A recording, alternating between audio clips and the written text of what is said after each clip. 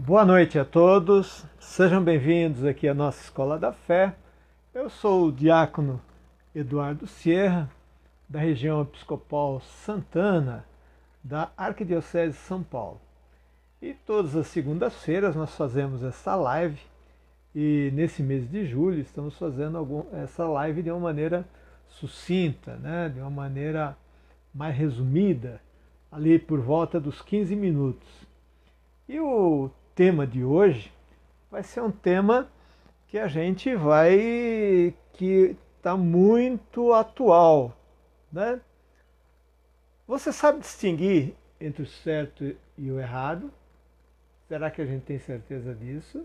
Será que os pais sabem como educar verdadeiramente os filhos, o que é certo e o que é errado? Se conseguíssemos distinguir entre o certo e o errado, seríamos mais felizes? Ou não tem nada a ver com a felicidade? Minhas escolhas mais sábias levariam à felicidade? O certo e o errado são uma coisa só hoje? Tem gente que tem umas músicas aí dizendo que o certo e o errado, né, é um só, é a mesma coisa, né?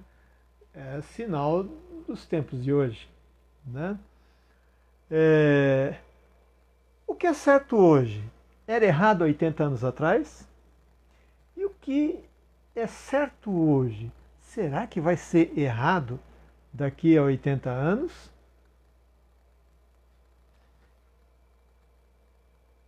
A Bíblia é também um livro de código de moral e ética.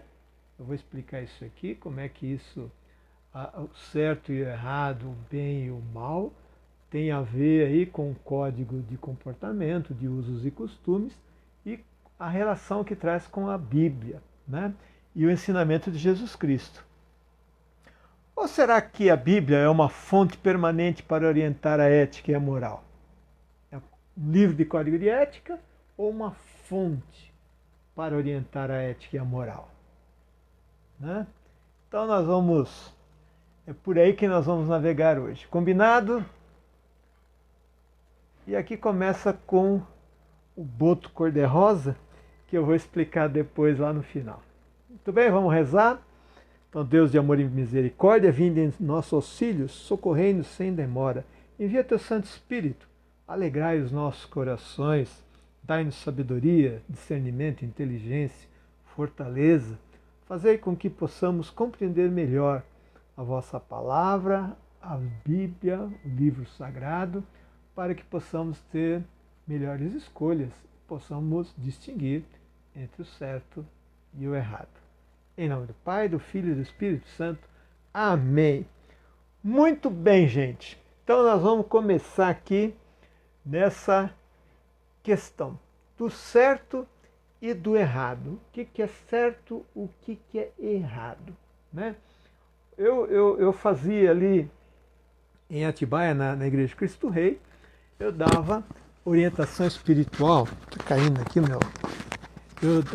Fazia orientação espiritual.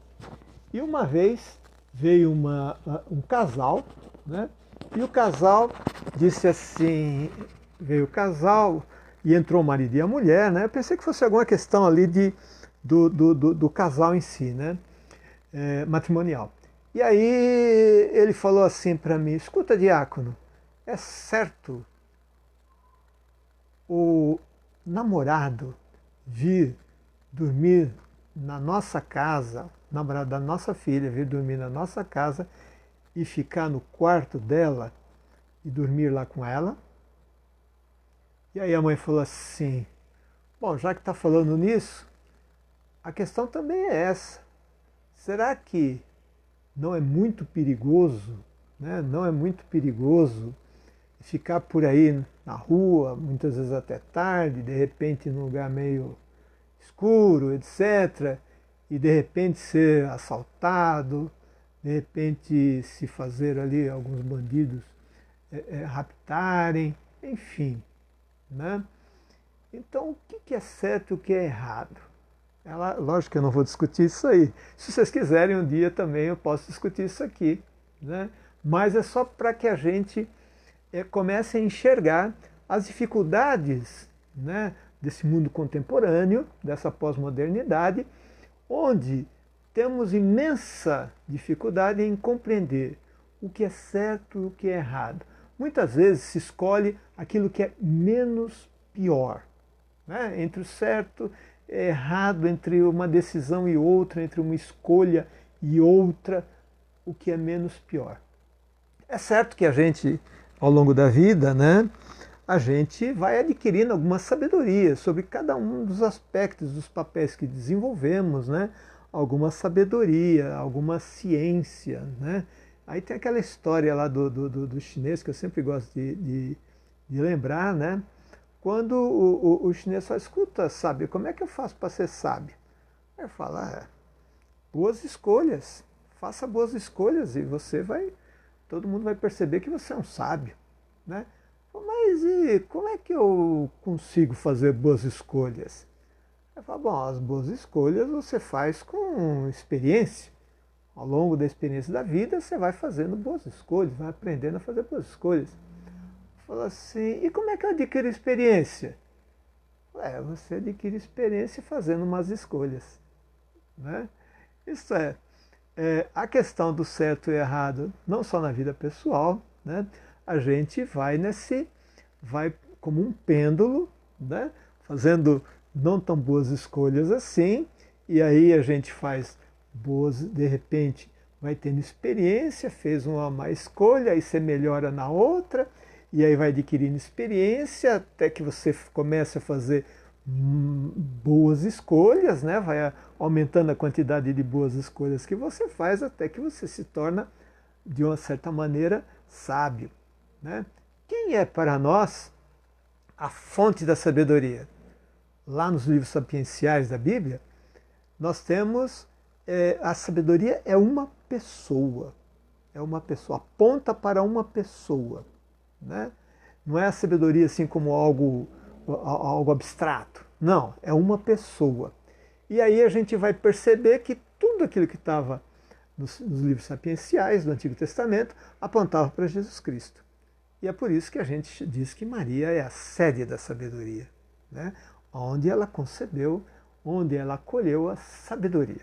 Então, ter sabedoria, né, é de uma certa maneira a gente olhar para Jesus Cristo, para que a gente possa fazer aí essas melhores escolhas, né, melhores escolhas.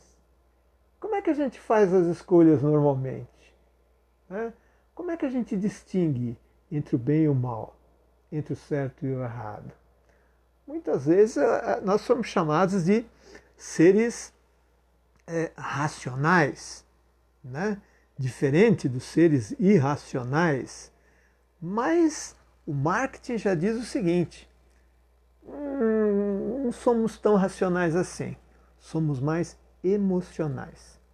Fazemos escolhas a partir da emoção e tomamos atitudes a partir da emoção, que atrapalha um pouco a gente. Não que a gente não possa ter emoções, seria uma mentira isso, porque verdadeiramente temos emoções, né?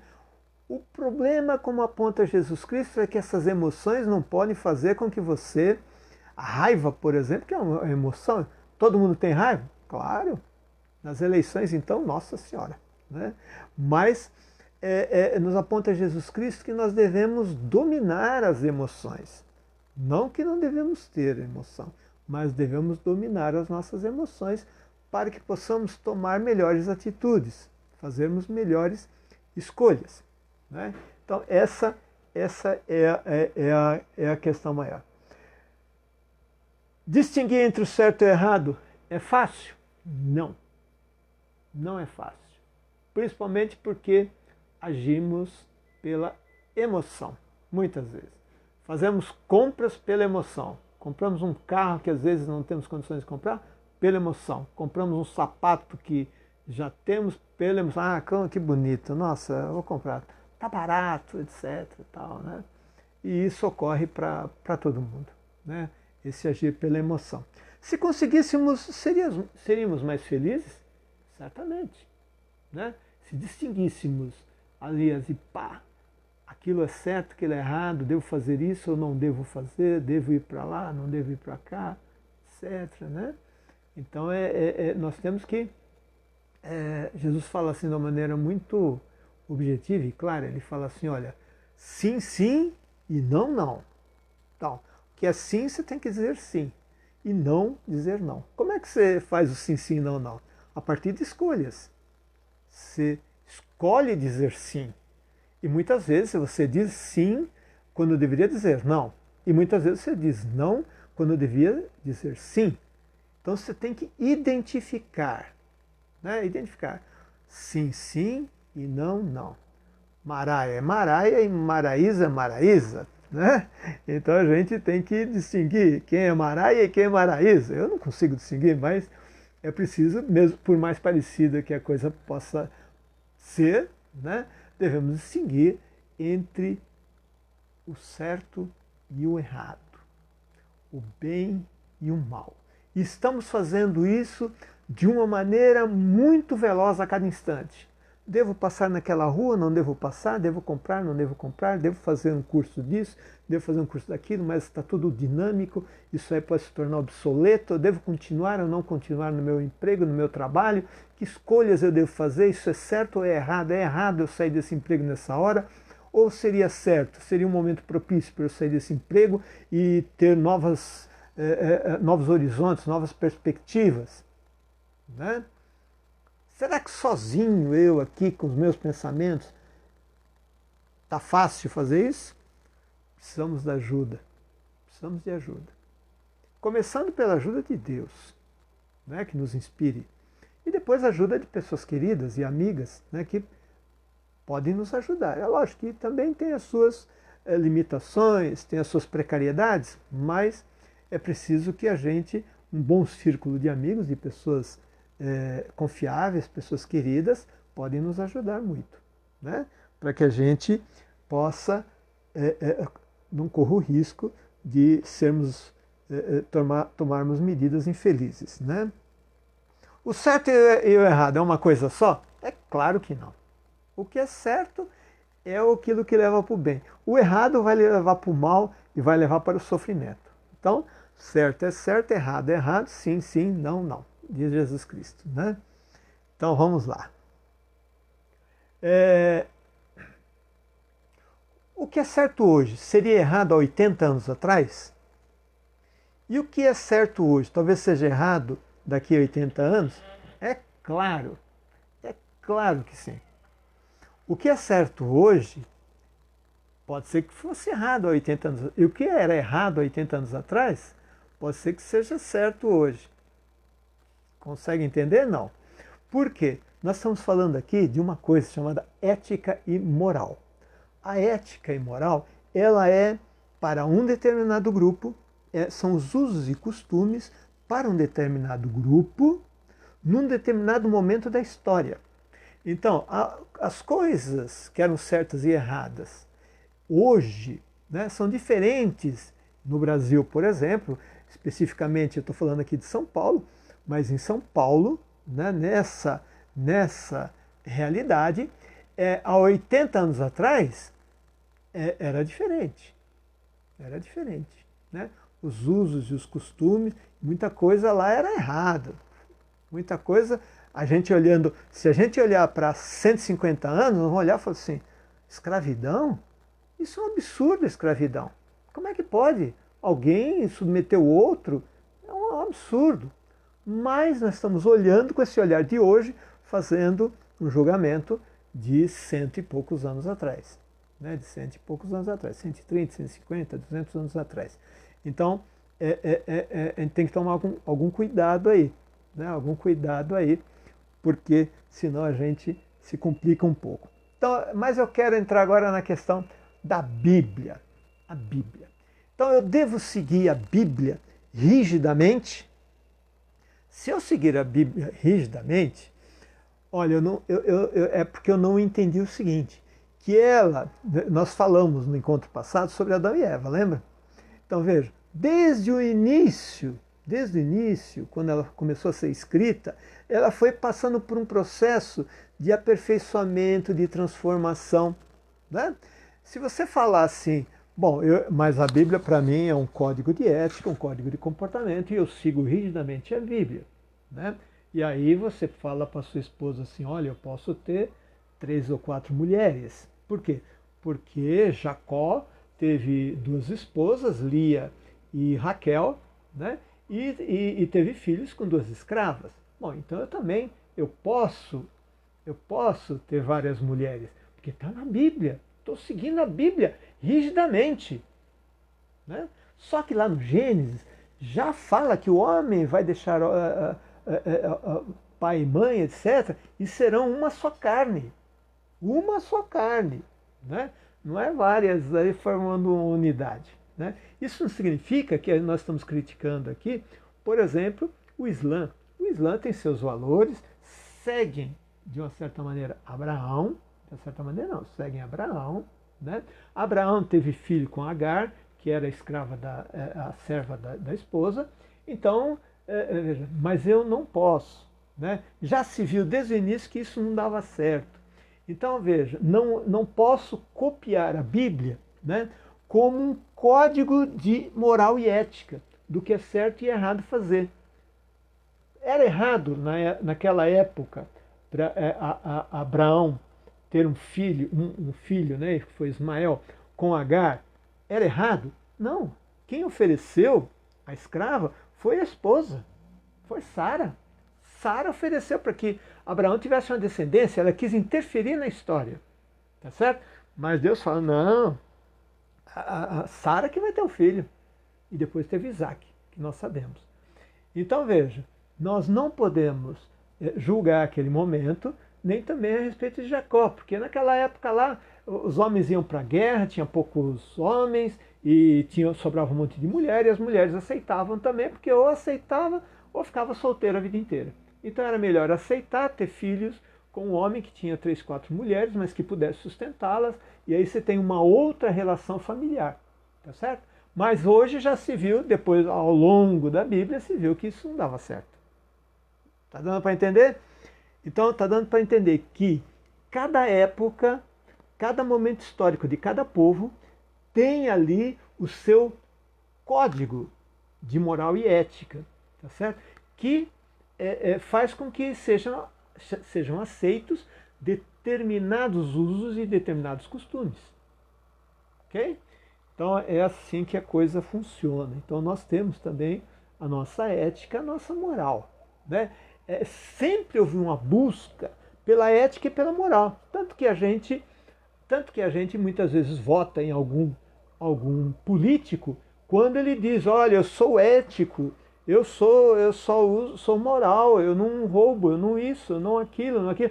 Muitas vezes se apropriam de alguma coisa que a gente vê que na política a coisa ela é meio um tanto quanto líquida, né? Ela não é sólida, ela é líquida. E uma hora vai para cá, outra vai para lá, e tem tráfico de influências, etc, etc.